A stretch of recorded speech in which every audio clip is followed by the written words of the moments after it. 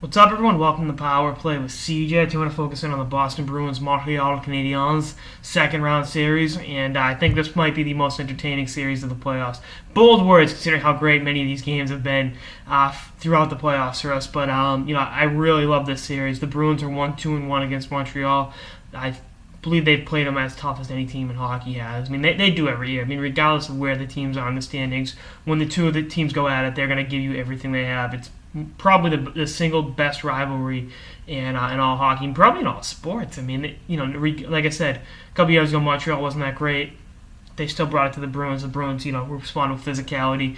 Likewise, the Bruins weren't good, 7-8 years ago. They were, in the same boat. And also, when you look at the playoff wars they've had, with the exception of the 4-game sweep the Bruins had on them in 2009. I mean, the 2011, I think they played them as tough as any team in hockey did. And, I know the Bruins had to play 3 Game 7s, but Montreal had me on the edge of my seat more so than Vancouver or Tampa Bay because, just history. And, it had to go Game 7 in overtime, Nathan Horton with a bullet. And then you look at, 2008, they played each other, went 7, 2004. And, won 7 games. The Bruins pissed that away. But, I think you look at this. Claude Julien coached the Montreal Canadiens team, by the way, that year. I really like what both teams bring. I believe Galchenyuk will be back in this series. I'm not totally sure when or if that's even a definite, but I think we'll see him at some point. And this is going 6, maybe even 7. This Canadiens team won't lay down and die. And I think one of the good things about beating Tampa Bay as quickly as they did, it gave the Canadiens time to get healthy, lick some wounds, and get ready to go and get ready to gear up and push the Bruins. And, I think had Ben Bishop been healthy, that series would still be going on right now, but that's neither here nor there. And, look at the way Carey Price has played. He's had his ups and downs, but he's always good against the Bruins. And he had a great regular season this year. And really had a solid playoff performance against the Tampa Bay Lightning. And, I look back at the time he shut out the Bruins. I think he was in Game 7 in 2008, 21-year-old rookie. Really going down the road of Patrick Roy and Ken Wright in terms of frustrating Boston Bruins shooters. But let's not think about the past. Let's look at the present. The Bruins had Tuukka Rask. Said I picked him to win the Vezina Trophy.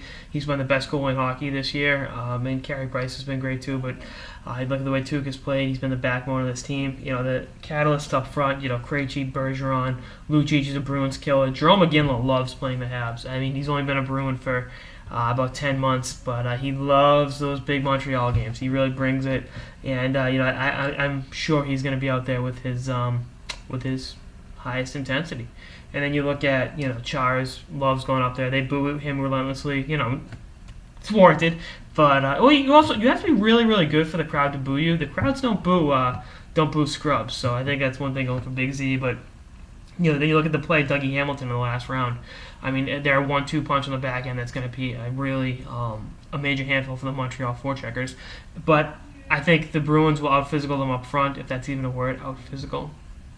You look at the way Soderberg's played, this depth. The Bruins have everything.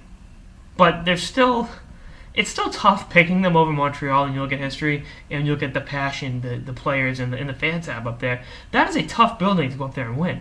Of course, you might get the occasional phantom call, ask the Tampa Bay Lightning about that. But the way those crowds come out and they love their Habs, you got to respect that. And but I think the Bruins are going to take it in 6 games. I think with the way Dougie Hamilton and Louis Eriksson have stepped up their game in the playoffs. I mean, likewise, you can look at the way Danny Briere is a proven playoff warrior. The way Rene Bourque played in that Tampa series, and obviously Plekanec had his moments, and Markov's healthy for the first time in a long time. PK Subban, he loves playing the Bruins. He's a hated opponent, but he's one of those guys you can tell he loves getting booed. It's like this guy that played for the Pistons, Bill Lambert, was the exact same way. The more you booed him, the better he played, and he loved every second of it, and that's a compliment. To have that mindset is definitely a good thing.